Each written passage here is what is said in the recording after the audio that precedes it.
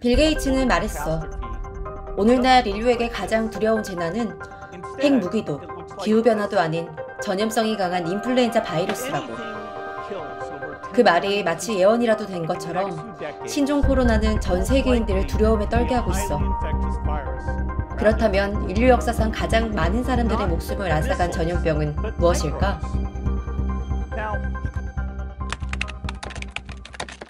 3명 중 1명은 죽는다. 인류 역사상 가장 많은 생명을 앗아갔던 전염병은 바로 흑사병이야. 흑사병은 설사를 동반한 타는 듯한 고열과 함께 온몸의 살이 까맣게 썩어 들어가면서 빠르면 발병 후 몇 시간, 늦어도 5일 안으로 엄청난 고통을 겪다가 사망했다고 하는데, 이 흑사병의 원인은 패스트균에 감염된 쥐에 기생하는 벼룩이 쥐의 피를 빨아먹는 동안 패스트균에 감염이 되고, 그 감염된 벼룩이 다시 사람을 물면서 전염됐다고 해. 이 흑사병은 중앙아시아에서 처음 시작됐다고 하는데, 본격적으로 유럽에 퍼지게 된 건 바로 몽골 때문이었어.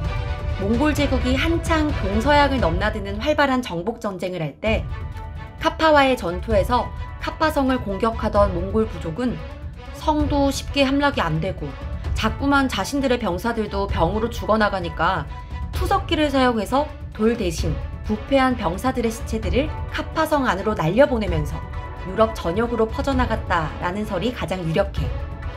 당시 유럽 사람들은 흑사병의 원인조차 몰랐어.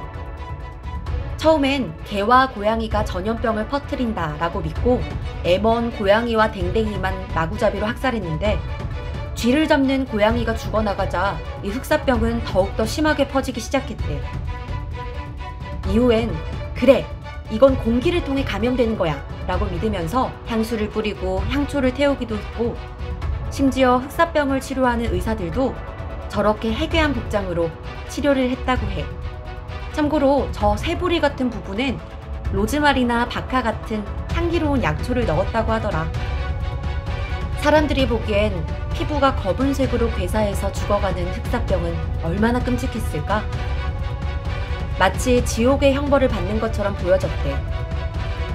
중세시대는 종교의 힘이 대단히 컸던 시대였기 때문에 사람들은 이걸 죄에 대한 신의 형벌이라고 여겼고, 때문에 독실한 신자였던 종교인들은 거리로 마구 뛰쳐나와 자신의 몸을 채찍질하며 죄를 뉘우치기도 했다고 해. 그래서 흑사병이 지나간 후 어떻게 됐냐고? 우선 흑사병이 지나간 5년 동안 유럽의 인구는 3분의 1이 줄어드는 아주 큰 인명피해를 입었어. 사람이 없으니 인력 부족으로 인해 노동자들의 인건비는 엄청나게 올라갔고, 이런 노동력 감소는 지배계층에게도 엄청난 경제적 부담을 줬어.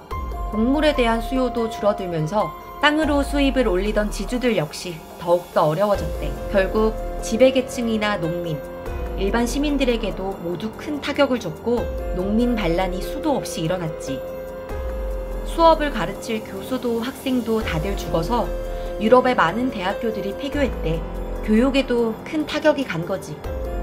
그리고 중세시대를 상징하던 종교, 하느님만 철석같이 믿었는데 결국 사람들은 다 죽어버리고, 결과적으로 사람들은 종교에 대한 신뢰가 떨어지면서 강한 권위를 가졌던 종교계도 이제 그 힘을 잃게 됐어. 흑사병은 1350년 말 기세가 누그러진 후 무려 550년이 지난 후 치료법과 백신이 발견됐어. 그리고 설치류 동물들과 그 몸에 기생하는 벼룩들이 바로 이 흑사병을 옮긴다는 것 또한 550년이 지나고서야 알게 됐어. 지금 신종 코로나 바이러스로 인해 우리나라 국민들 모두가 힘들어하고 있는데, 더 이상 신종 코로나 추가 확진자가 나오지 않길, 그리고 어서 백신과 치료제가 만들어지길 바라며 인류 역사상 가장 많은 사망자를 남긴 최악의 전염병에 대해서 알아봤어. 영상이 도움됐다면 좋아요, 구독 꼭 눌러줘.